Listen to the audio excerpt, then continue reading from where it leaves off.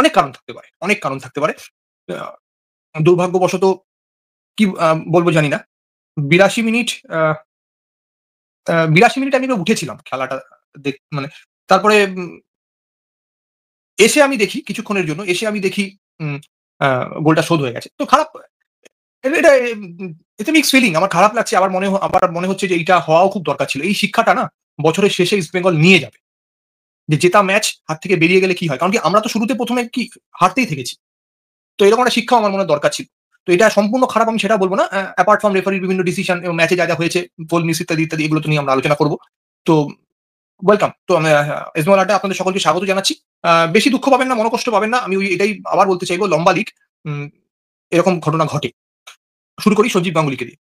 বাকি সকলকে ওয়েলকাম জানাচ্ছি। অঙ্কন দা, বিজয় দা, সঞ্জীব গাঙ্গুলী সকলকে ওয়েলকাম জানাচ্ছি। শুরু করি। দর্শকদেরও ওয়েলকাম। সঞ্জীব দা, প্রাথমিকভাবে কি ব্যাখ্যা করবে? দেখো ইস্টবেঙ্গল না জিতলে আমার খুব কষ্ট হয়। এটা সরাসরি কথা। ইস্টবেঙ্গলকে আমি জিততে দেখতে চাই, না জিতলে খুব কষ্ট। আজ রাত্রে আবার ঘুমাবেন, ড্রতে ঘুমাবেন। এক্সাক্টলি আমার এই যে কাণ্ডটা হলো এবং যেটা বলো আমাকে যদি রিয়েলিস্টিক্যালি জিজ্ঞেস করো, I am not happy. East Bengal not played well today. সেই সিনক্রোনাইজেশনটা কিন্তু আগের কয়েকটা ম্যাচে থেকে দেখা যায়। এবং মিডফিল্ডে যে ক্লিটান যে খেলাটা খেলে আজকে কিন্তু সে খেলাটা খেলতে পারেন। এবং তুমি দেখবে ফার্স্ট হাফে যদি লক্ষ্য করো, হায়দ্রাবাদ কিন্তু ফিজিক্যাল ফুটবল খেলছিল এবং ক্লোজলি ট্যাকেল করছিল, যার ফলে ইস্টবেঙ্গলের পক্ষে ফার্স্ট হাফে খুব বেশি কিছু করা সম্ভব হয়নি। এবং যেটা সবচেয়ে বড় কথা, আমরা কিন্তু দেখতে গেলে কিন্তু সেভাবে ক্রিয়েট কিন্তু করতে পারিনি চান্স, যেভাবে ক্রিয়েট করা উচিত ছিল। কারণ আমাদের বিষ্ণুরা যে খুব একটা ফর্মে ছিল না, দু একবার বল মিসও করেছে, বল ট্র্যাপ করতে পারেনি, কিন্তু ফর্মও খুব একটা ছিল না। এবং যেটা দেখছিল আমার মিডফিল্ডটা আমাদের সেভাবে ওয়ার্ক করেনি আজকে, যেটা আগের কয়েকটা ম্যাচে যে সিনক্রোনাইজেশনটা দেখা গেছিল মিডফিল্ডে, সেটা কিন্তু আজকে ওয়ার্ক করেনি। যার ফলে যে টু সাম এক্সটেন্ট আমার ডিজেক্টেড লেগেছে টিমটাকে, ডিসজয়েন্টেড লেগেছে to some extent for some times. At times it looks to me very disjointed. এই সিনক্রোনাইজেশনটা না থাকার ফলে টিমটা তোমার এক গোলে ড্র হলো, লাস্টে ল্যাপস অফ কনসেন্ট্রেশন রাইট ব্যাকে যেখানে থাকার কথা সে ছিল না। তুমি দেখো মনোজ মোহাম্মদ আমাদের ইউথ সিস্টেম থেকে উঠে এসেছে, ইস্টবেঙ্গল কাপ থেকে, ইস্টবেঙ্গল একাডেমি প্লেয়ার, ইস্টবেঙ্গলের লেগ ব্যাকে খেলেও গেছে, আই লিগে অনেক ম্যাচ খেলে গেছে এবং ইস্টবেঙ্গলের সিস্টেম থেকে ওঠা প্লেয়ার। এবং সে যে গোলটা করলো, গোলটা কাভারিং ঠিক মতো হয়, রাইট ব্যাক যে জায়গায় থাকার কথা সেটা থাকেনি, তাহলে ওই গোলটা কিন্তু হয় না। ওই ল্যাপস অফ কনসেন্ট্রেশন, রেফারি নাকি ক্লিন পেনাল্টি আর রেড কার্ড দিল না। রবিন সিং পরিষ্কার বলল ক্লিন পেনাল্টি এবং ডাইরেক্ট রেড কার্ড। আমি তোমাকে কালকে কি বলেছিলাম তোমায় মনে আছে? কালকে আমি আসেনি, সরি, কালকে প্রথমেরটাই আমি ছিলাম, রাতেরটাই আমি ছিলাম না, প্রথমেরটা আমি কিন্তু বলেছিলাম, তার আগে দিলে বলছি আমাদের সঙ্গে কিন্তু হবে, বুঝেছো তো আমার কথা? রেপ্রিজেন্ট করেছিলাম কিন্তু মিলে গেল এবং আমার কেন বলছি জিততে দেবে না। আমি ভাইপোর সঙ্গে মধ্যে খেলা, ভাইপোর ইনসিডেন্টের সময় আমার সামনে ছিল, যখন রেড কার্ডটা দিল না, আমি আরো একটা পরিষ্কার রেড কার্ড আগে রবিন সিং তো বলে দিল পরিষ্কার ডাইরেক্ট রেড কার্ড আর ফাউল। যেভাবে ক্লেটনকে অ্যাপ্রিহেন্ড করে, মানে এটা সত্যি, মানে এটা যাই হোক, এনিওয়েজ বলুন আপনি।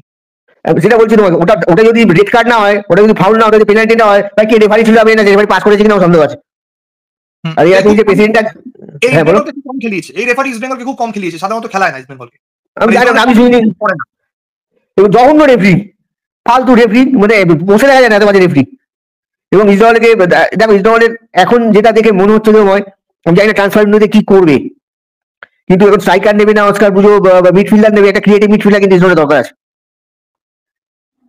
ক্রিয়েটিভিটি না থাকলে, যেমন মহেশ নামার পর কিন্তু খেলাটা অনেকটা গতি পাচ্ছিল, কিন্তু মহেশকে তারপর আপনি বলছেন মাঝি তালালকে কেন দরকার আজকের ম্যাচটা ইস্ট বেঙ্গল ম্যানেজমেন্টকে বুঝিয়ে দিল।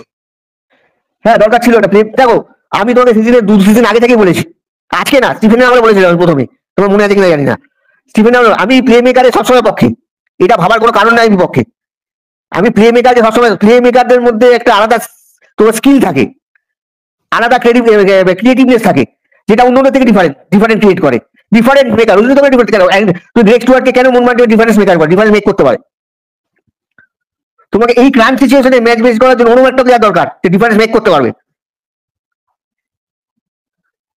এবং ইসরায়েল আজকে যে দেখো, তুমি যেটা বললে সেটা ঠিক, যে লম্বা লিগের খেলায় ড্র হার এসব থাকেই, কিন্তু ইসরায়েল সাপোর্টার তো আমাকে ব্যথা লাগে ইসরায়েল ড্র করলে বা হারেনি যদিও, আমি জেতাটা দেখতে চাই। এবং এটা আমি বিশেষ করে আমি না, আমার লাস্টের দিকে আমার চোখ দিয়ে জল চলে আসছিল, মানতেই পারলাম না কি করে গোলটা খেয়ে গেল।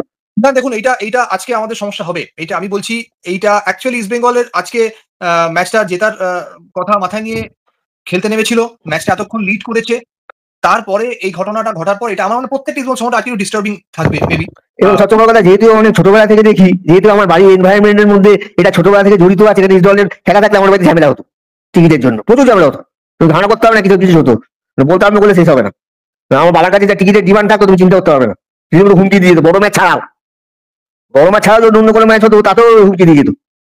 ঠিক এই সিচুয়েশনটা আমি ছোটবেলা থেকে বসতো, একদম ঠিক এই আমি জিনিসটা দেখতে খুব খারাপ লাগে। একদম আমি আসবো তাহলে এক পয়েন্ট পয়েন্ট না না অবভিয়াসলি শুনুন, এক পয়েন্ট টু পয়েন্ট একটা হতাশা অবশ্যই থাকবে। আমাদের একটা উইনিং স্ট্রিক চলছিল, আমরা ভালো ফুটবল খেলছিলাম, কিন্তু আজকে আমরা ভালো ফুটবল খেলতে পেরেছি কি যদি আমরা আমরা গোল খেয়ে গেছি সেটা বাকি মানে বাদই রাখি। আপনি কিন্তু অনেকগুলো পয়েন্ট এখানে বলেছেন যে আজকে আমরা খাপছাড়া ফুটবল খেলেছি, এবং সবথেকে বড় কথা এখানে একজন কমেন্ট করছিল, আমি কমেন্টটা নিয়েছিলাম, আজকে আমি ইস্ট বেঙ্গলকে একটু উড়িয়ে খেলতে দেখছিলাম। তো সব মিলিয়ে আমি অঙ্কন খুব ভালো অ্যানালিসিস করে অঙ্কন দাঁড়ায় জানতে চাইবো, অঙ্কন তুমি কেমন দেখলে আজকের খেলাটা? কি আমরা আমাদের পরিচিত দলটাকে পেলাম? অবভিয়াসলি আমরা অনেকটা লিড করেছি, তারপরে হয়তো গোল খেয়ে গেছি, ম্যাচটা আমরা পয়েন্ট শেয়ার করেছি, but according to the playing condition মানে কিরকম তুমি দেখলে? আচ্ছা, শুভ সন্ধ্যা, নমস্কার, জয় ইস্ট বেঙ্গল। ওয়েস্ট বেঙ্গল দেবময়, মানে আমার আমি এইভাবে বলছি, আমি ম্যাচের অ্যানালিসিসে আসছি। প্রথম কথা হলো গিয়ে যে আমার অনেকদিন পরে ইস্ট বেঙ্গলের খেলা দেখার জন্য খুব এক্সাইটমেন্ট ছিল আজকে, কেন ইস্ট বেঙ্গল যে ব্র্যান্ড অফ ফুটবলটা খেলছিল। আমার এটাই আমি শুরু করবো বলে যে আমার মনে হয় আজকে তাগিদটা কম ছিল, হয়তো কিছুটা কমপ্লিসেন্ট ছিল, মনে হয়েছিল যে হায়দ্রাবাদকে আমরা যেন প্রকারণে আমরা মেরে দিয়ে বেরিয়ে যাবো।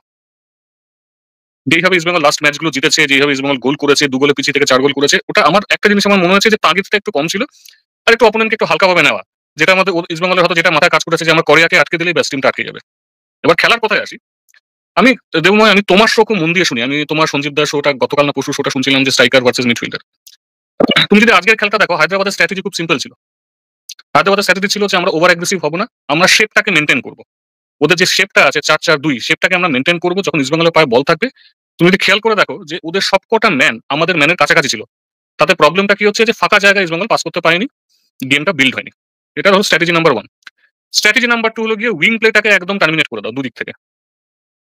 মহেশকে একদম অফ করে দিয়েছে, তার জন্য ফিজিক্যাল ফুটবল খেলেছে, রাফ ফুটবল খেলেছে। নন্দকে অফ করে দিয়েছে, এবং নন্দর একটা প্রবলেম হলো গিয়ে যে নন্দর মাঝে মাঝে দিশাহীনতায় ভোগে। ঠিক আছে, উইংটাকে অফ করে দাও। এবার যেই না তোমাকে জায়গা দিচ্ছে না অপোনেন্ট, যেন তোমার উইংটা অফ হয়ে যাচ্ছে, ন্যাচারালি তুমি চলে আসছে লং বল। ওই জন্য আজকে যে উনি যে কমেন্টটা করেছেন সেটা একদম সঠিক কমেন্ট। তুমি দেখবে যে ইস্ট বেঙ্গল লং বল খেলতে শুরু করলো, এবং লং বলগুলো দিশাহীন, ঠিক জায়গা করেনি। এই জায়গাটাতেই ডিফারেন্সটা মেক করে হলো একজন গেম মেকার, যে নাকি খেলাটাকে আমাদের সেন্টার হাফ থেকে অপোনেন্টের ডিবক্স পর্যন্ত খেলাটাকে নিয়ে যাবে। শুধু নিয়ে যাবে না, যে নাকি পেনিট্রেট করবে, যে নাকি অ্যাটাকিং মুভ করবে, যে নাকি থ্রেটটা তৈরি করবে। আমাদের মাদিতালাল ছিল না। আমার একটু অবাক লাগলো যে ক্লেটনকে ভেবেছিলাম ওই জায়গাটাতে খেলবে, ক্লেটন যায় না, ক্লেটন ডিমান্ড টিকাসের প্যারালালি খেললো অনেকটা উপরে। ওই জায়গাটা আমাদের খেলার কেউ নেই, অ্যাবসলিউটলি জিরো। তুমি যদি পুরো খেলাটা অ্যানালাইজ করে দেখো, ওই জায়গাটাতে হায়দ্রাবাদের অ্যাটাকিং জোন, আমাদের ওই হায়দ্রাবাদ ওই জায়গাটাতে কোনো চ্যালেঞ্জই পায়নি। এবার এখানে আসি, প্রশ্নটা হলো তাহলে অনেকে বলবে জিকসন কি করছিল। তুমি যদি জিকসনের খেলাটা দেখো, জিকসনের খেলাটা প্রাইমারিলি 3টে জিনিস: ব্লকিং, স্ন্যাচিং এন্ড ডিস্ট্রিবিউটিং। ও ব্লক করবে বড় বড় চেহারা, স্ন্যাচ করবে, সেকেন্ড বলটাকে স্ন্যাচ করবে, থার্ড হলো বলটা ডিস্ট্রিবিউট করবে। But there is a difference between ball distribution and game making. Ball distributor কাজটা হলো সেকেন্ড বলটা নিয়ে খেলবে কাকে? গেম মেকারকে খেলবে, যে নাকি ওই সেকেন্ড বলটা যখন পাবে নিয়ে সে অ্যাটাকটা তৈরি করবে। যেহেতু আমাদের মারিতালাল নেই, কিংবা আমাদের ওই সমগোত্রীয় কোনো প্লেয়ার নেই, আমাদের ওই জায়গাটা হয়ে গেল পুরো অফ। বাধ্য হয়ে সব বল যখন তুমি দেখবে, যখনই লাকড়ার কাছে আসছে, আনোয়ারের কাছে আসছে, সব বল উপরে। এবং সত্যি কথা বলতে হবে যে আজকের ব্যাটেলটা, আজকে ডায়মন্ড টিকস আর যে আমাদের ওদের যে অ্যালেক্স সাজির ব্যাটেলটা, অ্যালেক্স সাজি জিতেছে, খুব সুন্দরভাবে জিতেছে। হ্যান্ড বলের কথাগুলো পরে আসছে, আর ওদের আরেকটা স্টপার আছে লম্বা করে, প্রায় 6 ফুটের উপরে লম্বা, হাইটটা কাজে লাগিয়ে ওই লং বলটাকে ওরা অফ করে দিয়েছে। ব্যাস, ইস্ট বেঙ্গল তাতে শেষ। তো এটাই হলো কথা, যে একটা টিমে আজকে আমার যদি সামারাই করে বলতে হয় যে একটা টিমে গেম মেকারের কি ভূমিকা, সেটা আজকে চোখে আঙুল দিয়ে দেখিয়ে দিল। এখানে শেষ না। তোমার যখন তুমি জানো যে তোমার মাঝখানে খেলার প্লেয়ার নেই, তখন তোমার দুটো উইঙ্গারকে আরো রেসপন্সিবল হতে হবে। সেই রেসপন্সিবিলিটি যথারীতি মহেশ, আজকে আমি মহেশ আমার পর একটু বেটার খেলেছে। না বিষ্ণু দেখেছি, না নামদার দেখেছি। যে কটা সেন্টার রেখেছে, অ্যাকিউরেসি পার্সেন্টেজ লেস দ্যান 10%। হয় এত লং সেন্টার রেখেছে যে পুরো ডিফেন্স অ্যাটাকিং লাইনের বাইরে পড়েছে, না হলে গায়ে মেরেছে, না হলে ড্রিবল করতে গিয়ে বলগুলোকে নষ্ট করেছে। এটা এবার ভালো দিক কি কিছু নেই? ডেফিনেটলি ভালো দিক আছে। তুমি যদি দেখো, ইস্ট বেঙ্গল কিন্তু ডিফেন্সের শেপটা ঠিকঠাকই রেখেছিল। ডিফেন্সের সামনে সৌদিক আবার ন্যাচারাল নিজের খেলাটা খেলেছে, স্ন্যাচ করেছে। ওই একটা ভুল হয়ে গেল যখন তোমার ওই অ্যাটাকটা হলো কোরিয়ার দিক থেকে। এবার লাকড়াকে ওই জায়গায় দোষ দিয়ে কোনো লাভ নেই। এমন একটা পজিশনে লাকড়া চলে গেছে যে লাকড়ার সামনে কোরিয়া পড়ে আছে, লাকড়া কোরিয়াকে ধরবে না, মনোজ মোহাম্মদকে ধরবে।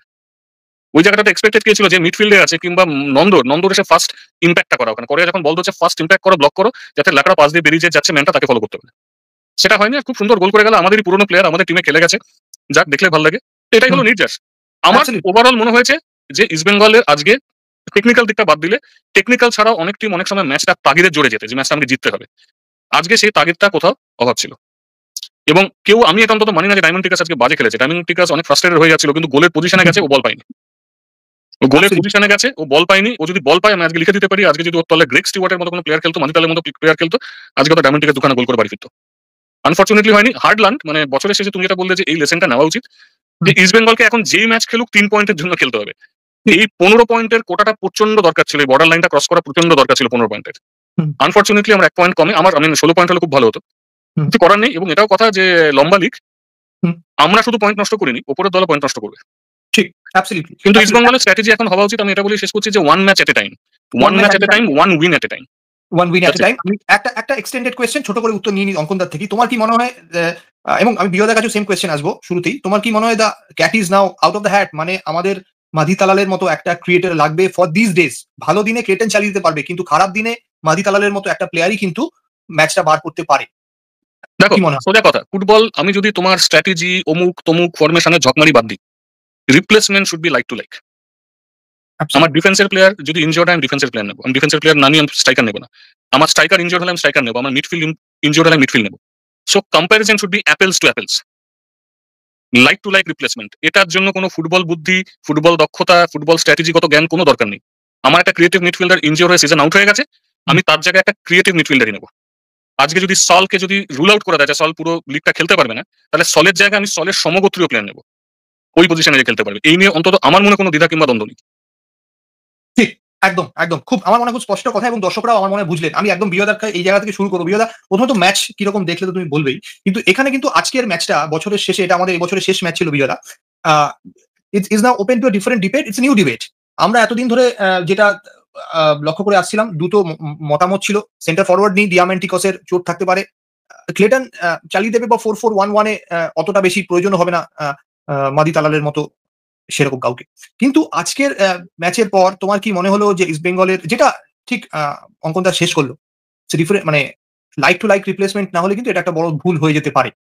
দরকার তুমি দুটো প্লেয়ার নাও, কিন্তু তোমার যে মেন হৃৎপিণ্ড ছিল দলের, সে যখন অফ হয়ে যাচ্ছে, তার জায়গায় তোমাকে এখানে একটা ট্রান্সপ্লান্ট করলেও বা ট্রান্সফার করলেও সেই একটা হৃৎপিণ্ড আনতে হবে, কিছু করার নেই। বিয়েরা, তোমার কি মনে হয়? শুভ সন্ধ্যা, জয় ইস্ট বেঙ্গল সবাইকে। জয়। দেখো, কালকে যখন আমরা শোটা করেছিলাম রাত্রিরে, সেখানে কিন্তু আমি একটা কথা বলেছিলাম যে ক্লেটন সিলভা যেই পজিশনটাতে খেলছে মাদিতালালের রিপ্লেসমেন্ট হিসাবে, সেটাতেও হয়তো সাময়িকভাবে একটা দুটো ম্যাচ খেলে দিতে পারবে, কিন্তু ইন ফিউচারে সবকটা ম্যাচও খেলতে পারবে ওই পজিশনে, মানে অ্যাজ এ মাদিতালালের রিপ্লেসমেন্ট হিসাবে। এটা ভাবাটা একটু মানে বেশি হয়ে যায়, যেটা আমি কালকে বলেছিলাম শোতে। কারণ আজকের খেলা দেখে একটা জিনিস পরিষ্কার, যে আমাদের যে এখন বর্তমান টিমটা খেলছে অস্কার ব্রুজের তত্ত্বাবধানে, এই টিমটার মূল শক্তি হচ্ছে দুটো উইং। এই মুহূর্তে দুটো উইং আটকে দিলে টিম আটকে যাবে পুরো, যেটা আজকের ম্যাচে ঘটলো। কারণ দুটো উইং যখন আটকে যায়, তখন একটাই অপশন খোলা থাকে, মিডফিল্ড দিয়ে খেলাটাকে তখন পরিচালনা করতে হয়। দুইদিকে থ্রু বল, দুইদিকে উইং এ বল বাড়ানো, প্লাস হচ্ছে থ্রু বল, ডিফেন্স সেটা থ্রু যেগুলো বলে, সেই ধরনের বল বাড়ানোর লোক এই মুহূর্তে আমাদের নয়, কারণ নেই আমাদের কাছে। কারণ ক্লেটন সিলভা কিন্তু সেই মানে সেই খেলাটা খেলতে পারে না, কারণ হচ্ছে ক্লেটন সিলভা সেই ক্যাটাগরির প্লেয়ার নয়। ক্লেটন সিলভা একটু বক্সের সামনে সেকেন্ড স্ট্রাইক হিসেবে খেলবে, বা একটু নেমে খেলবে, বক্সের মধ্যে খেলবে, ঠিক আছে চলে। কিন্তু মাদি তালালের রিপ্লেসমেন্ট কখনোই ক্লেটন সিলভা নয়। এটা স্টপ গ্যাপ ওপেনারের মতো আর কি, ঠিক আছে একটা দুটো ম্যাচ চালিয়ে নেওয়া যেতে পারে ক্লেটন সিলভাকে দিয়ে ওই খেলাতে, কিন্তু এটা পার্মানেন্ট সলিউশন নয়। পার্মানেন্ট সলিউশন একটাই, মাদি তালালের রিপ্লেসমেন্ট, মাদি তালালের মতো কেউ বা তার থেকে বেটার কেউ। এবং মানে সত্যি কথা বলতে যেটা, সেটা এই মুহূর্তে মিডফিল্ডে আমাদের একজন ক্রিয়েটিভ মিডফিল্ডারের 100% দরকার আছে। কারণ মানে প্রত্যেকটা টিম জানে আমাদের উইংয়ের প্লেয়াররা বেশি শক্তিশালী, আমাদের উইংকে অবশ্যই ওরা ব্লক করার চেষ্টা করবে। তখন খেলাটা কিন্তু মাঝখান দিয়ে খেলতে হবে, যেটা কিন্তু আজকে একটা প্লেয়ারও আমাদের মাঝখান দিয়ে ছিল না, যারা কিন্তু সেই খেলাটা খেলতে পারে। তো যার জন্য আজকে আমাদের চান্সও ক্রিয়েট হয়নি। আমাদের সর্বসাকুল্যে হয়তো দুটো চান্স ক্রিয়েট হয়েছে, একটা ডায়মন্টিকাসের পাস দিয়ে চলে গেল ওইটা, আর বাড়ি একটা লাগলো, আর এটা তো ফ্রি কিক থেকে মানে বাড়ি লেগে এসে রিফ্লেকশনে জিকসনের গোলটা। এই হচ্ছে সর্বসাকুল্যে আমাদের চান্স। খেলাটা দেখে আজকে সত্যি আমি খুব হতাশ হয়েছি। মানে অস্কার ব্রুজন যেদিন থেকে দায়িত্ব নিয়েছে, তারপরে এইরকম ফুটবল এখন পর্যন্ত অস্কার ব্রুজনের তত্ত্বাবধানে ইস্ট বেঙ্গল খেলেনি, বিশেষ করে মানে ভুটান থেকে খেলে আসার পরে, বা ভুটান ধরে নিয়ে, মানে এইরকম খেলাটা খেলেনি। আজকে যেই খেলাটা খেললো আর কি, মানে এতটা স্লো ফুটবল খেলেছে, প্লাস হচ্ছে অসংখ্য মিসপাস, আজকে অসংখ্য মিসপাস হয়েছে। তার কারণ হচ্ছে একটাই, ওরা কিন্তু জোনাল মার্কিং এ ম্যান টু ম্যান মার্কিং এ খেলেছে। আমাদের যে প্লেয়াররা আছে তারা একটু ফাঁকা ফ্রি স্পেস হলে এরা ভালো খেলে, যেমন বিষ্ণুকে আজকে ফ্রি স্পেস দেয়নি, বিষ্ণু কিন্তু আজকে খেলতে পারেনি। নন্দর সেই অ্যাজ ইউজুয়াল মানে অত্যাধিক পায়ে বল রাখা, ওর এটা যে মানে কবে ছাড়বে জানি না, আদৌ ছাড়তে পারবে কিনা জানি না, যার জন্য বেশ কিছু বলও নষ্ট হয়েছে, আগের দিনও হয়েছে, আজকেও হয়েছে।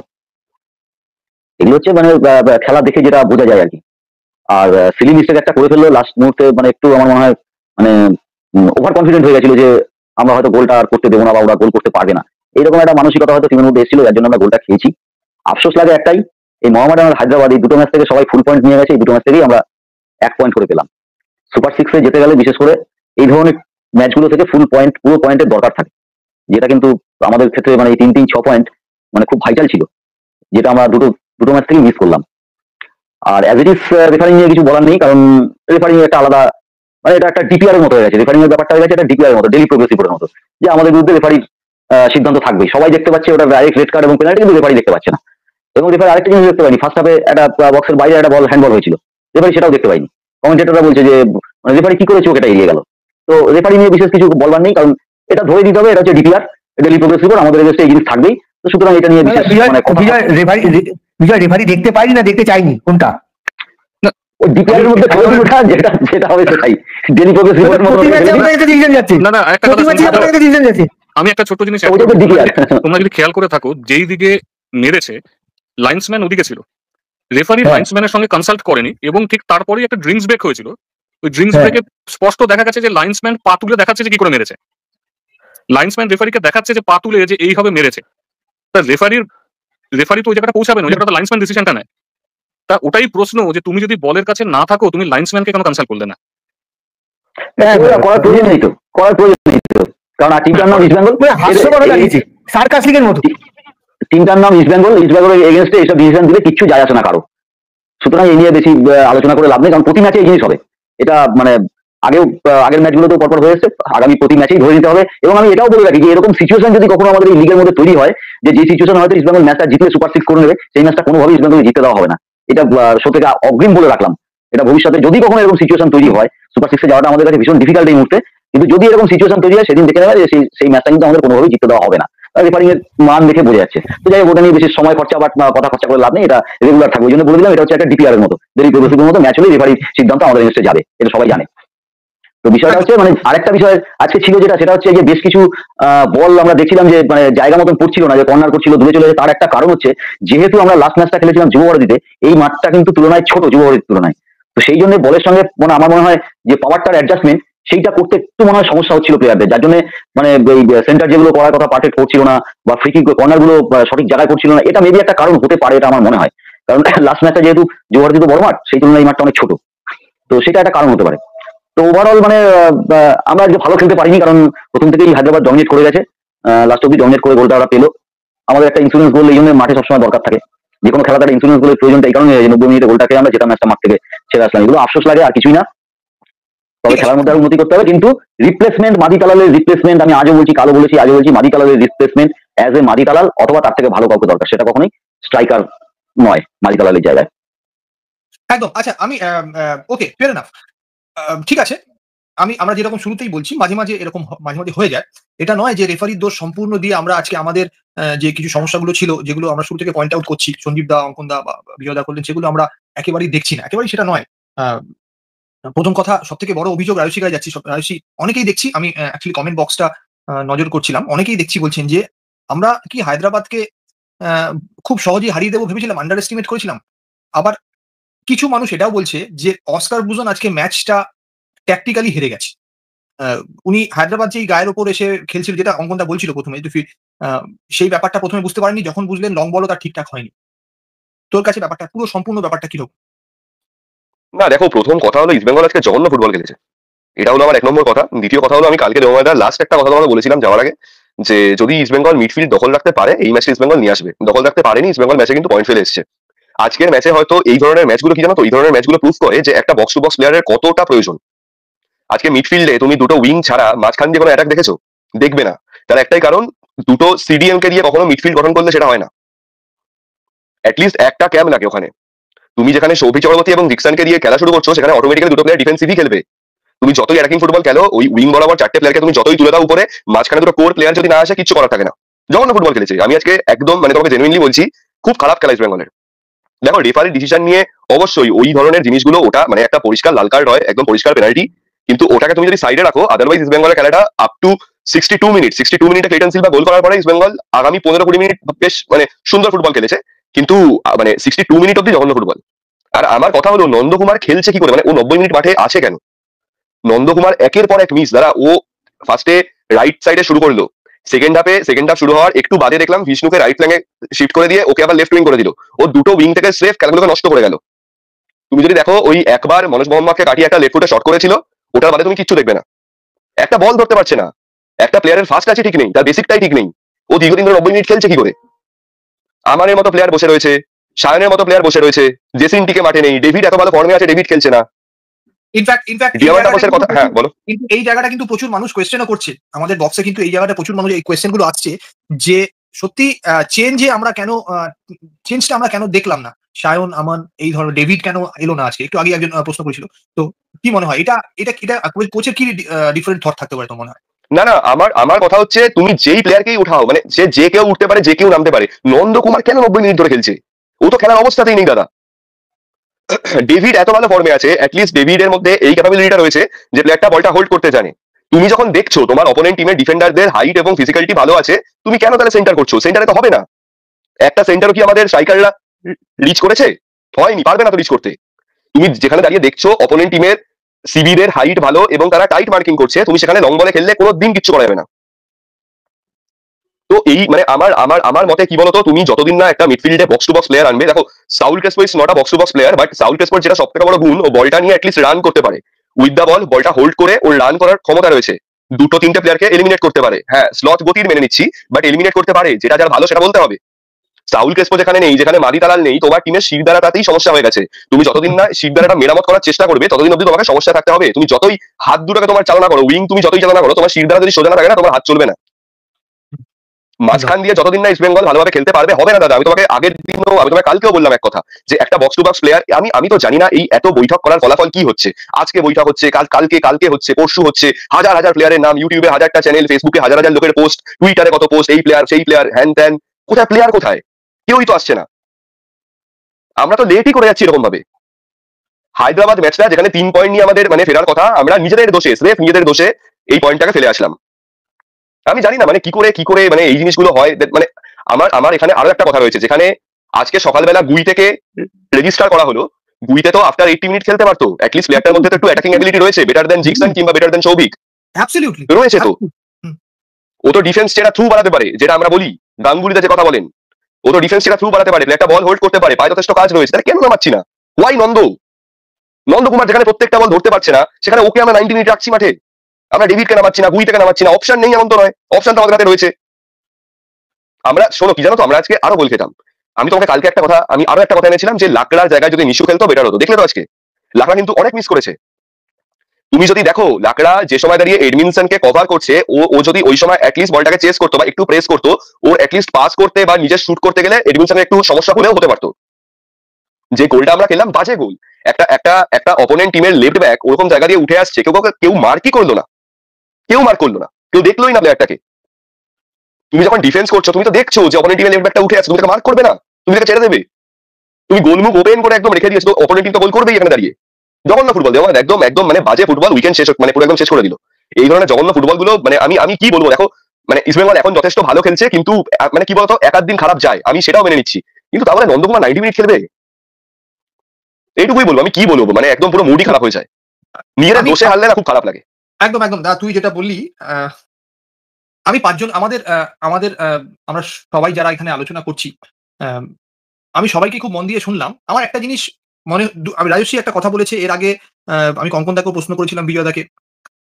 একটা জিনিস এখন পরিষ্কার হয়েছে, ঠিক রাজস্বী রাইটলি পয়েন্ট আউট করেছে যে এত আফটার প্র্যাকটিস বৈঠক করে কি লাভ হয়েছে। আজকে উড়িষ্যা এফসি রয় কৃষ্ণার রিপ্লেসমেন্ট এনেছে 5 দিনের ভিতরে। দে টুক জাস্ট 5 to 6 days। ঠিক আছে, তারা উইন্টার উইন্ডো অব্দি চেষ্টা করেনি। আর আমরা যখন দেখছি যে আমাদের টার্গেট হচ্ছে টপ 6-এ যাওয়া, এবং সেইখানে আমরা আমাদের টিমের ব্যাকবোনই ভেঙে গেছে। এবার বুঝতে হবে, আমি বলছিলাম না, এবার বুঝতে হবে যে টিমটার সমস্যা কোথায়। আজকে কিন্তু বেরিয়ে গেছে সেটা, এবং এইটা অত্যন্ত ভালো একটা আই ওপেনার হয়েছে। ইস্ট সাবে বড় হয়ে গেছে আজকে একটা সাউল ক্রেসপোর মতো player, not typically box to box, যেটা বলছে সে একদম ঠিক। সে একটু ক্রিয়েটিভ আছে, সে যে খেলাটা বেসিক্যালি খেলে সেই খেলাটার লোক নেই। আর মাদি তালাল তো ছেড়েই দিন, দুটো সিডিএম নিয়ে ক্যামের কাজটা করা যায় না। আমার মনে হয় এটা অস্কার আজকে বুঝে গেলেন। সবারই একটা আই ওপেনার দরকার, উনিও একটা টিমকে হঠাৎ করে হাতে নিয়েছেন, এবং অ্যাকর্ডিংলি উনি কাজটা ট্রান্সফার উইন্ডোতে করবেন। প্রত্যেকবার ট্রান্সফার উইন্ডোতে এইটা কি হয় আমি জানি না। একটা টিম ঘরের পাশে টিম তো দেখিয়ে দিল, একটা ইনজুরি রিপ্লেসমেন্ট তারা রাতারাতি নিয়ে চলে আসে। একদম আমি আমি আমি আমি আবার শুরু করি অঙ্কনদার থেকে শুরু করি। এই জায়গাটা অঙ্কনদা অ্যাড্রেস করার কি আজকে সত্যি কি তোমার মনে হয় যে এটা একদম আই ওপেনার হলো একটা এটা এই কোয়েশ্চেন গুলো কিন্তু আজকে সামনাসামনি চলে এলো। দেখো আই ওপেনার আজকের ম্যাচটা হলো না, আজকের ম্যাচটা আবার প্রমাণ করলো আই ওপেনার সেদিন হয়েছিল যেদিন মাদিতালাল মাঠ থেকে স্ট্রেচার করে বেরিয়ে গেছিল। এবং আমার কাছে এটা খুব স্পষ্ট, এই যে বলছি না যে ইনভেস্টার আর ক্লাবের মধ্যে মত পার্থক্য, এরকম আমার মনে হয় না এরকম কিছু আছে। আমার মনে হয় অস্কার ব্রুজোর একটা ক্লিয়ার আইডিয়া আছে যে ওর কি প্লেয়ার দরকার। প্রবলেমটা যেটা হচ্ছে যে যেই প্লেয়ারটার দরকার সেই প্লেয়ারটার সঙ্গে টার্মস এন্ড কন্ডিশনস আর ফাইন্যান্সিয়াল নেগোসিয়েশনটাকে ক্লোজ করা। ইস্টবেঙ্গল ওই জায়গাটাতেই আটকে যাচ্ছে, আমি আজকে এটা লিখে দিতে পারি। ইস্টবেঙ্গল এখন দেখো, এখন তো আর ফুটবলার ওরকম নেই যে আমি কৃষ্ণানন্দকে গিয়ে বাড়ি থেকে তুলে এলাম, হাতে 1 লক্ষ টাকা দিয়ে দিলাম কি 5 লক্ষ টাকা দিয়ে দিলাম, দুমকাতে নিয়ে গিয়ে রেখে দিলাম, ওরকম তো না। এখন একটা ফুটবলারকে সই করানো, তার সঙ্গে অনেক প্যারামিটার থাকে, তার কম্পেনসেশন থাকে, তার ইন্স্যুরেন্স থাকে, তার ট্রাভেল এক্সপেন্স থাকে, তার অ্যাকোমোডেশনস থাকে। সেই প্লেয়ার এবার দেখবে যে সেই প্লেয়ার এসেও জাজ করবে, তারও তো কেরিয়ার যে সে কিরকম এনভায়রনমেন্টে খেলতে আসছে। East Bengal is struggling with those factors. আমার মনে হয় না ইস্টবেঙ্গল এতটা স্ট্রাগল করছে যে আমি একটা স্ট্রাইকার নেবো কি গেম মেকার নেবো। সেটা অস্কার ব্রুজোর কাছে অত্যন্ত পরিষ্কার, it is crystal clear. But the recruitment team is struggling in closing the deal at right time. Simple as that. অন্তত আমার মানে ফুটবল বুদ্ধি, আমার কর্পোরেট বুদ্ধি, আমার প্রফেশনাল নলেজে আমি এটাই আজ করতে পারি। আর আজকের ম্যাচ চোখে আঙুল দিয়ে কিছু দেখায়নি, চোখে আঙুল দিয়ে আগের ম্যাচে দেখিয়ে গেছিল, আজকের ম্যাচটা আবার প্রমাণ করলো যে it's a second warning or third warning যে you better be prepared for it, else will be in deep trouble. Absolutely, absolutely. একদম আমি সঞ্জীব দার কাছে যাবো। Thank you so much.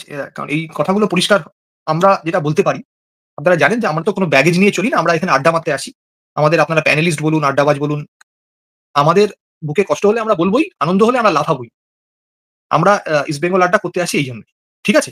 না হলে আমাদের কারো কোনো ব্যক্তিগত স্বার্থ নেই। অঙ্কন দা বসে আছেন নিজের প্রফেশনাল লাইফ ছেড়ে আমেরিকাতে, রাজশ্রী অলমোস্ট অন ডিউটি, তাকে সবসময় আজকে বোধহয় একটা অ্যাসাইনমেন্টে যাবে, সঞ্জীব দা, বিজয় দা প্রত্যেকেই তাদের নিজেদের কাজ ছেড়ে বসে আছে, এবং ইভেন আমিও। সুতরাং কষ্ট এটা ওই যে সঞ্জীব দা বলছেন আমার আজকে ঘুম হবে না, আমার, এবং ওই যে আজকে রাজশ্রী আমার থেকে অনেক ছোট ভাইয়া, ও বলছে যে দেখো ইটস এ ব্যাড উইকেন্ড। খারাপ লাগছে এই কারণেই, আমাদের we badly need to win the match. তো এই জন্যই আমার মনে হয় এই জিনিসগুলো সবসময় চোখে আঙুল দিয়ে দেখিয়ে দেয়। আমি সঞ্জীব দার কাছে যাবো এই জায়গায়। সঞ্জীব দা, আজকের ম্যাচের পর এইবার আমাদের কি করণীয় বেসিক্যালি? তার কারণ হচ্ছে যে আমাদের রিক্রুটমেন্ট করতে হবে। তোমার কি মনে হয় কিভাবে রিক্রুটমেন্ট করাটা উচিত? আর একটা কথা, ভ্যানলাল পেকা গুইতে যে কথাটা আজকে বলছিল, আজকে সকালে ওকে টিমে ইন্ডাক্ট করা হয়েছে, টিমের সঙ্গে ছিল, প্লেইং ইলেভেনে ছিল না, সরি, ও টিমে ছিল, ওকে কোচ নামাতেও পারতো। তোমার মনে আছে তুমি ম্যাচ দেখছিলাম যুবভারতী ক্রীড়াঙ্গনে বসে, ভ্যানলাল পেকা গুইতে একটা অসাধারণ বল দাবি সিভিয়ের ও টোরোর উদ্দেশ্যে বাড়িয়েছিল। কার্লেস ওকে প্রথমেই খেলতে নামবে, তখন 17 বছর বয়স ছিল সম্ভবত, ঠিক আছে? তারপরে ও আরএফডিএল খেলতে নেমেছে, সেখানকার বিদেশি কমেন্টেটররা আমার কানে বাজছে ওর সম্পর্কে, ট্যালেন্ট সম্পর্কে। এই প্লেয়ারটাকে কি আমরা ওপেন করতে চাইছিল এবং ওকে মেজর রোল দেওয়া যেতে পারে? আজকেও দাঁড়িয়ে, আজকে অ্যাটলিস্ট হায়দ্রাবাদের এগেইনস্টে দিল না, মুম্বাইয়ের এগেইনস্টে তোমার এই কোশ্চেনটা আগে আসছে, আমি পরের কোশ্চেনটা পরে যাচ্ছি। একদম। তুমি যে কথাটা বললে, আমি তোমাকে বলবো যে আগের ম্যাচটা আমার অস্কার কিন্তু স্ট্র্যাটেজিতে, আমার কোচের সমালোচনা করছি না, কোচ, আমি কোচ নই, প্রথমে বলে দিচ্ছি, আমি ডোন্ট মিসআন্ডারস্টুড মি, আর আমি একটা কোচ, আমি কোচের সমালোচনা করছি না। কিন্তু এই সব ম্যাচ জিততে হলে জানো তো, তোমাকে কিন্তু ফার্স্ট প্লেয়ারকে ইনক্লুড করতে হয় টিমের মধ্যে। Why not David? Why he is sitting outside why he is sitting in the dugout, in the reserve bench? যখন আমরা ফার্স্ট হাফে গেলাম 0-0, কেন আমরা 51 46 মিনিটে ডেভিড কেন নামাবো না? আমি তো দেখো, কিছু ম্যাচ জিততে গেলে না, আমি একটা ক্রিকেটের উদাহরণ দিই, সিচুয়েশনকে স্টাডি করতে হয়। আমি আজকে উদাহরণটা দিই তোমার ক্রিকেটের। আজকে ইন্ডিয়া 200, এখানে একটা কোয়েশ্চেন তোমায় দিয়ে দিলাম, যেটা হচ্ছে ডিয়ামেন্টিকস যেরকম হতাশ হয়ে যাচ্ছিল, ডেভিডকে ওর জায়গায় নামালেও কি ডেভিডের পায়ে কি বলটা পৌঁছতে দেওয়ার লোক ছিল? ডেভিডও কি হতাশ হয়ে যেত? তোমার কি মনে হয়? তুই বলো। দেখো ডেভিডের একটা জিনিস দেখে তো, ডেভিড কিন্তু নিচে থেকে বল ধরে উপরে উঠতে পারে এবং খুব ফাস্ট প্লেয়ার। ডেভিডকে আটকাতে গেলে কিন্তু ফাউল করতে হবে তোমায়। ডেভিড কিন্তু এমনি করতে হবে, টাইম করতে হবে, এমনি তুমি কিন্তু চপ করতে পারবে না। যেটা অঙ্কনদা বলছিল আগের দিন, তোমার মনে আছে আগের দিন ডেভিড একটা পেনাল্টি বক্সে ডচ করেছিল, ওটা ওটা স্টপারটা এসে বাঁচিয়ে দিল, ওটা কিন্তু গোল হয়ে যেত। তোমাকে সিচুয়েশনটা রিড করতে হয়। আগে থেকে 221 রানের সাত, ওই তোমার ঋষভ পন্ত জঘন্য শট খেলে আউট হলো, নীতিশ রেড্ডি আর ওয়াশিংটন সুন্দর সিচুয়েশনটা রিড করলো, তোমার সিচুয়েশন রিড করতে হয়। নীতিশ রেড্ডি নামার আগে ঋষভ পন্ত যখন 28 রানে আউট হচ্ছে প্রবেবলি, তখন গাভাস্কারের কমেন্টটা শুনেছেন? গাভাস্কার চাচা ছোলা মতো, হি ইজ আ ফুলিশ, এরকম টাইপের কিছু একটা বলেছে। Stupid stupid yes, stupid was the word. Stupid বলেছে 4-5 বার। আমি স্টার 4-5, আমি সুনীল গাভাস্কারের কমেন্ট্রি, একটা লোকই আজকাল খুব কম লোক আছে যারা কমেন্ট্রি করে, তার মধ্যে সুনীল গাভাস্কার একজন। হ্যাঁ, তো এইটাই হচ্ছে ব্যাপার। আমরা খেলেছি আজকে, খুব খারাপ ফুটবল খেলেছি। হ্যাঁ, গাঙ্গুলি দা প্লিজ আপনি কন্টিনিউ করুন, আমি আপনার সময় কাটবো। দেখো যেটা বলছো তো, ওরা কি করলো, ওরা যেটা আমরা উপরে ব্যাটসম্যানরা করি, ওরা কি করলো, বল অস্ট্রেলিয়াতে খেলার নিয়মে, অস্ট্রেলিয়া খেলার একটা ইয়ে হচ্ছে হাউ মেনি বলস ইউ প্লেড, না হাউ মেনি বলস ইউ লেফট। তুমি কটা বল ছাড়ছো, খেলাটা ডিপেন্ড করবে না, ছাড়াটা ডিপেন্ড করে। কারণ কি, অস্ট্রেলিয়ার উইকেটে বাউন্স আছে, অস্ট্রেলিয়ার উইকেট থেকে ব্যাক ফুটে খেলা যায়, তো বল লিফট করতে হয় বেশি। ওই কিন্তু লিফট করে একটা পার্টনারশিপ করে নিজেকে স্টেবল জায়গায় এনেছি। তেমনি আমি বলবো যে তোমার যদি ওরা একটু 16 রানের পিছিয়ে আছে, তুমি যে ওয়ার্ড জায়গায় ছিল তার থেকে একটা কোনো ফাইটিং জায়গায় এসেছি। এবার তুমি আমাকে বলো, আজকে যখন আমরা 0-0 গেলাম হাফ টাইমে, আমরা তো স্পিড ওখানে জেনারেট করবো, ডেভিডকে নামাবো। ওয়াই নট ডেভিডের দোষটা কি? ভালো খেলেছে তাই দোষ? ভালো খেলা কি অপরাধ? আমার তো অপরাধ না। ভালো খেলা অপরাধ হয়ে কিছু বলে লালপেট বুইটার কথা বললে নামাবো না কেন? কেন আমি 80 মিনিটে নামাবো? কেন তো 70 মিনিটে নামাবো না? আর আমি ম্যাচ জিতবো তো। এক গোল ইজ নট সেভ মার্জিন, সবাই জানে পৃথিবী। এটা হয়তো ফুটবল বিশেষজ্ঞ হতো, 1 গোল করেও 3 পয়েন্ট, এটা ঠিকই। 1 গোল করে জিতলো 3 পয়েন্ট, 3 গোল করে জিতলো 3 পয়েন্ট, 5 গোল করে জিতলো 3 পয়েন্টই পাবে তুমি। কিন্তু 1 goal is not safe journey, safe margin. 3 goal safe margin, 5 goal safe margin to some extent.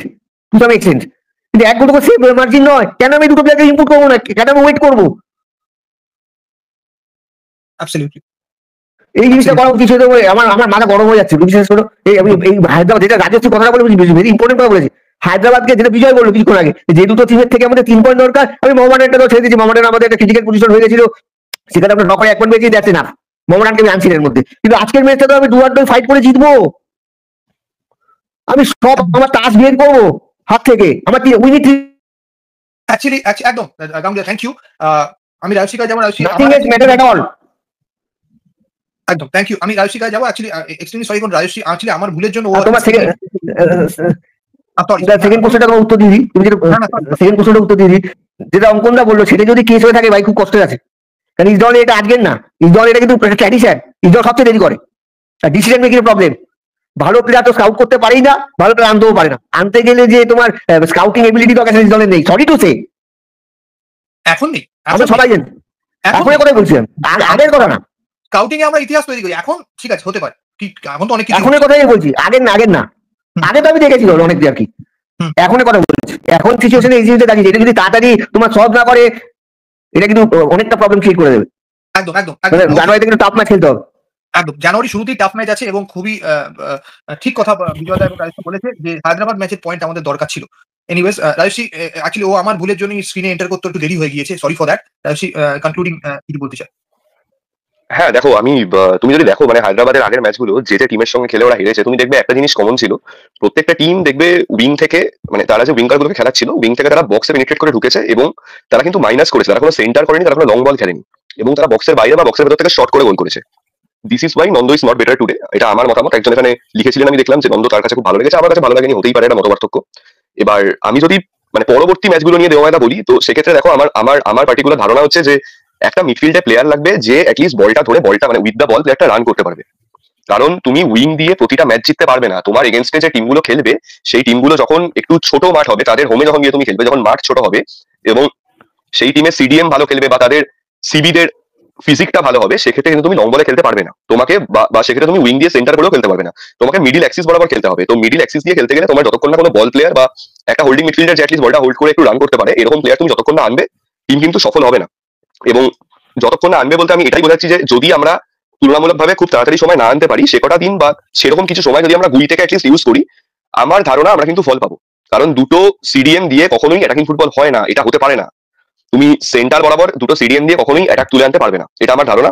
আর এটা আমাদের একটা লস হয়ে গেল, মানে আমাদের বাকি দুটো পয়েন্ট আমরা যে লস করে আসলাম, এখান থেকে আমাদের ব্যাক করার কোনো উপায় যেহেতু নেই। আমার ধারণা এই মুহূর্তে দাঁড়িয়ে টিমের যে ভুল ত্রুটি হয়েছে, সেটা নিয়ে আমার মনে হয় অস্কার ব্রুজো আলোচনা করবেন, এবং পরবর্তীতে যে ম্যাচগুলো রয়েছে সেগুলো বেশ টাফ ম্যাচ আমার মতে, এবং সেই ম্যাচগুলো জেতার জন্য তোমায় কিন্তু অ্যাটাকিং ফুটবলটাই খেলতে হবে। এবং আমি লাস্ট একটা কথা বলবো যে ডিয়ামান্টাকসকে মাঝখানে রেখে, ওকে তুমি নাম্বার 9-এ একটা বক্সে দাঁড় করিয়ে রেখে ওকে তুমি যদি এরিয়াল বল দিতে থাকো, ও কিন্তু গোল মানে সবসময় কিন্তু গোল করাটা ওর পক্ষে সম্ভব হবে না। ওকে পায়ে খেলাতে হবে, ওকে 1:1 খেলতে দিতে হবে। ও যেরকম আগের ম্যাচগুলোতে একটু ডিপ ডাউন করে খেলছিল, ওই ডিপ ডাউন করে খেলতেটা ওকে কিন্তু অ্যালাউ করতে হবে। আজকে যে ডিয়ামান্টাকস ফ্রাস্ট্রেটেড হয়ে যাচ্ছিল, এর সবথেকে বড় কারণ হচ্ছে ও কিন্তু পায়েই বল পাচ্ছিল না। অন্যান্য ম্যাচগুলো তুমি যদি দেখো, ও একটু ডাউন যখনই ও ডিপ করে খেলছে, ও পায়ে বল হোল্ড করছে, বলটা পাস করছে, সেখান থেকে একটা খেলা আনছে, তো এই জিনিসগুলো হতে পারলে কিন্তু আমাদের খেলাটা আরো বেশি ভালো হবে, এটুকুই বলবো। একদম থ্যাংক ইউ রাজশ্রী। আমি লাস্ট আমরা কনক্লুড করবো ভিডিও দেখা দিকে। অ্যাকচুয়ালি আজকে আমরা চেঞ্জও বোধহয় আমরা কটা চেঞ্জ নিয়েছি রাজশ্রী আজকে বলতো, আমি জাস্ট খেয়াল করতে পারছি না। চেঞ্জ অনলি মহেশ মনে হয়, আজকে একটা চেঞ্জ নিয়েছি আমরা, শুধুমাত্র রাউন্ডে মহেশ নেমেছে। না ওরে মজা, তো এইটা আমার একটু অবাক লেগেছে একটু। বিয়দা এইটা এক্স্যাক্টলি কারণ কি টিমের কি কোনো ফিটনেস ইস্যু রয়েছে? মানে কোচ তো এটা করে না, কোচ নিশ্চয়ই কোনো কারণে, আমি জানি না, কোচের বক্তব্য আমি শুনবো। আমি কি মনে হয় তোমার? আর আগামী বছর শুরুতেই বড় বড় ম্যাচ আসছে, তোমার কি মনে হয় যে ট্রান্সফারের স্ট্র্যাটেজিটা কি হওয়া উচিত? দেখো দেবদা, শোনা যাচ্ছে তো? একদম পারফেক্ট।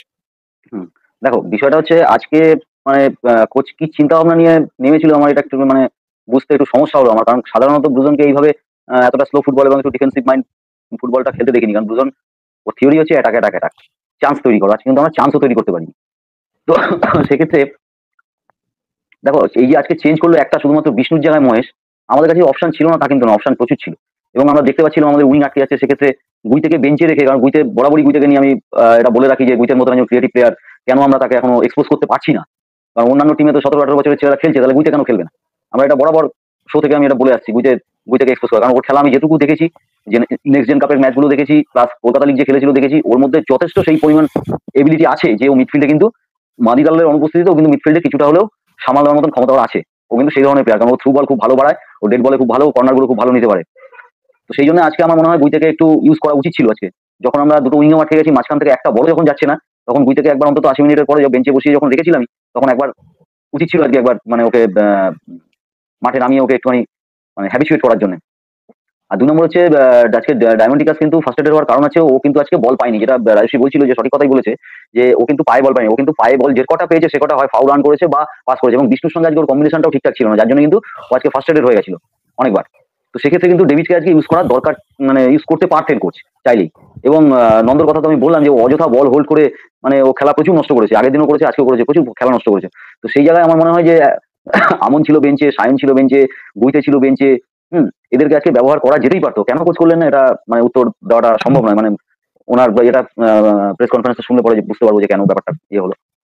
তো যাই হোক, তবে গুইটাকে রেজিস্টার করেছি, এটা খুব ভালো নিউজ আমাদের সবার জন্য। কিন্তু ওকে এবার মাঠে নামাতে হবে, ওকে দিয়ে খেলাতে হবে যতদিন না আমাদের আর ইমিডিয়েট কিন্তু আমাদের। আমি মানে আরেকটা কথা যেটা অঙ্কনদা বললেন না, যে মানে প্লেয়ারদের সঙ্গে ফাইন্যান্সিয়াল এগ্রিমেন্ট আর হচ্ছে টার্মস অ্যান্ড কন্ডিশনে রিক্রুটিং টিমটা ম্যাচ করতে পারছে না। আমার কথা হচ্ছে এটা আমাদের টিমেরই সমস্যা, কেন অন্য কোনো টিমের তো এই সমস্যা না, তাদের রিপ্লেসমেন্ট কিন্তু তারা মানে খুব জলদি পেয়ে যায়। এটা শুধুমাত্র আমাদের টিমে আছে। গত বছরও দেখেছিলাম সারা জানুয়ারি মাস শেষ করে দিয়ে লাস্টে গিয়ে ওই দুজনকে নিয়ে আসলো, যারা কিন্তু পুরো টুর্নামেন্টটাই মানে ফ্লপ করে গেল।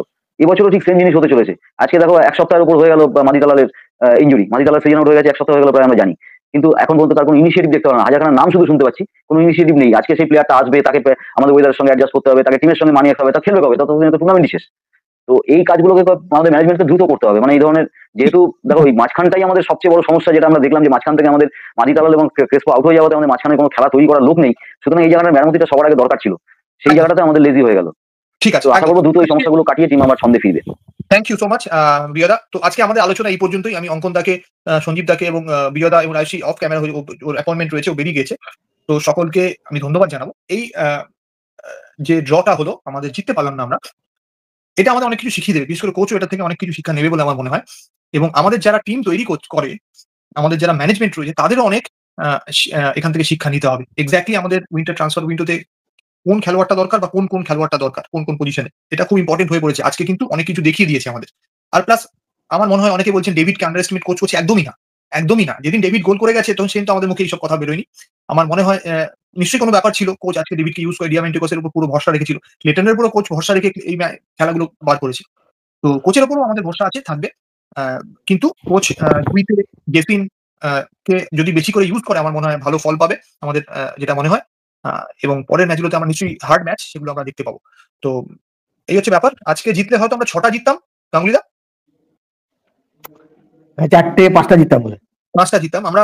5টা জিততাম আমাদের তো 6টার বেশি আমরা জিতিনি। সুতরাং এখন আমাদের সুপার সিক্স করতে হলে এখনো মিনিমাম 7খানা ম্যাচ জিততে হবে, 21 পয়েন্ট আমাদের ক্যারি করতে হবে, তাহলে কিন্তু আমরা সুপার সিক্স করতে পারবো। একদম না, সেটা তো বলছি যে আমরা তো কোনদিন 6টা ম্যাচের বেশি জিতিনি এখন। তো anyway, thank you so much North Bengal. আপনাদের ম্যানেজমেন্টকে ফার্ম ডিসিশন নিতে হবে। ম্যানেজমেন্টকে তাড়াতাড়ি ওই করবো ওটা চলবে না। আমি ওকে নেবো তো নেবো, এই ফার্মনেসটা থাকা দরকার, নাহলে কিন্তু আমাদের আবার ঢুকতে হবে। এটুকু বলতে পারি তোমাকে। We hope so. তো দেখা যাক, থ্যাংক ইউ সো মাচ। কালকে আপনারা চেষ্টা করবেন ভালো দিন কাটাতে।